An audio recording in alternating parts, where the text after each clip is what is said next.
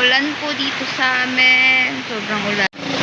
Ayan, mga people. Sobrang ulan.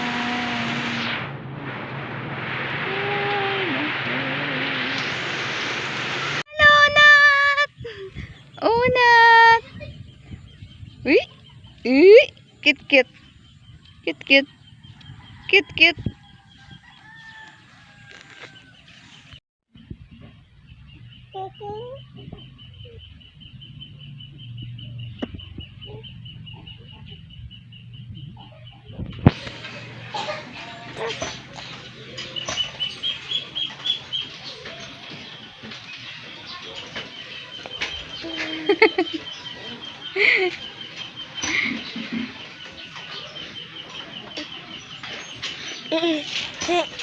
Ayun, nagsasaing kami mga palangga. Nagsasaing po kami mga palangga. Ayan. Ayan o, habang karga ko si Chuna. So, ayan, tapos dito naman sa kapila.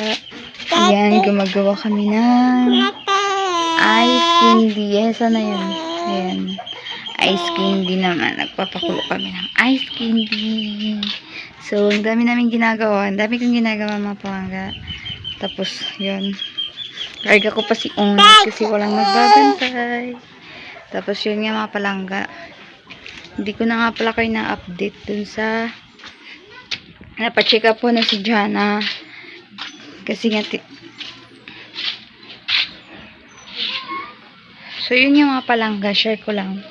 Napacheck up ko na pala si Jana nung nakaraan pa. 1 linggo na hindi ako nagpa-vlog. So kasi nga pagod ako. Tapos puyat. Tapos sobrang napacheck up po na siya. Tapos noon 1 linggo na 1 linggo siyang uminom ng antibiotic kasi nga may tumulong namin sa akin para makabili ng gamot at magpa-check up sa kanya. Tapos bumili na ako ng mga pagkain niya, mga fruits, gano'n.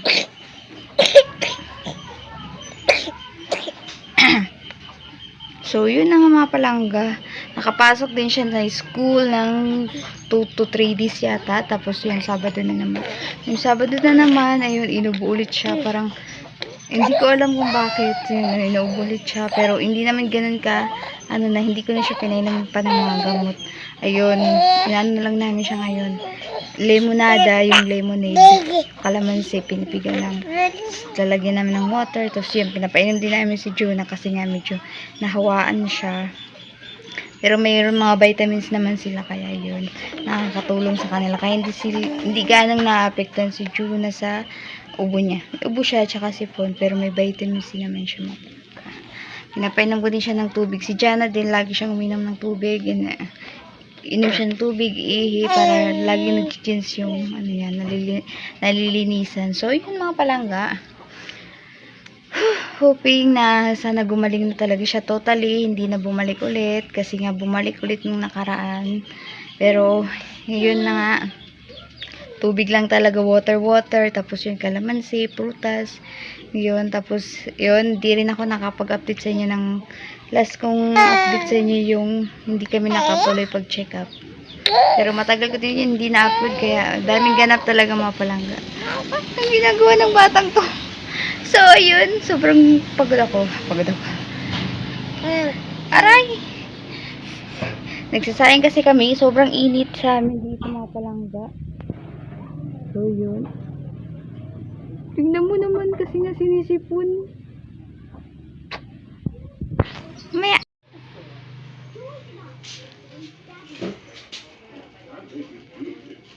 Ate. Ayan si ate dyan.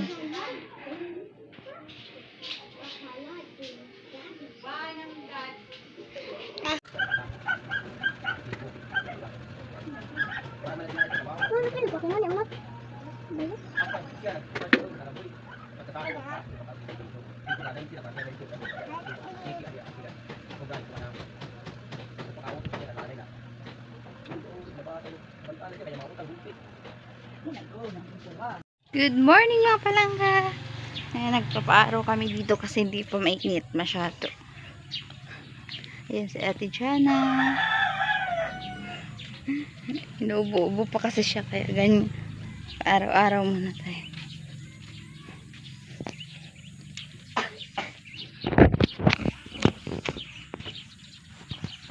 sa wakas mga palangga yan, nakapagpagiling na kami ng palay. Ayan, yung mulino sa amin. Ayan, medyo iba yung kulay niya kasi nga bagong ani. Tapos, iba din yung klase ng palay ang minulino namin. So, ayun siya mga palangga.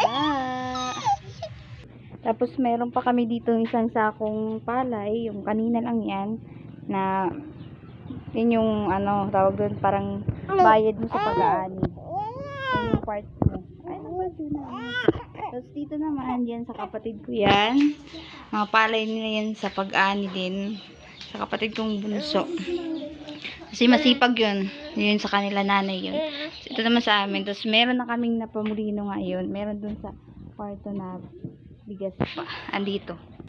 So ayan ang mga bigas namin mga palangga. Tignan nyo. Iba yung kulay niya, diba? Medyo pink-pink siya. Tapos may mga bato-bato pa yan. Ayan. So yun mga palangga. So medyo patapos na yung pag-aani dito sa amin. Kaya ayan. At ngayon lang ako nakabalik sa aking pag-vlog. Kasi nga yun, nagkasakit nga si Juna, hindi siya mabilis nawala ng ano, ng ubo niya, tsaka sipo, nagkalagnat din siya ng halos malapit magdalawang linggo at hindi siya nakapasok ng isang linggo kasi sobrang naging affected siya dun sa ubo niya.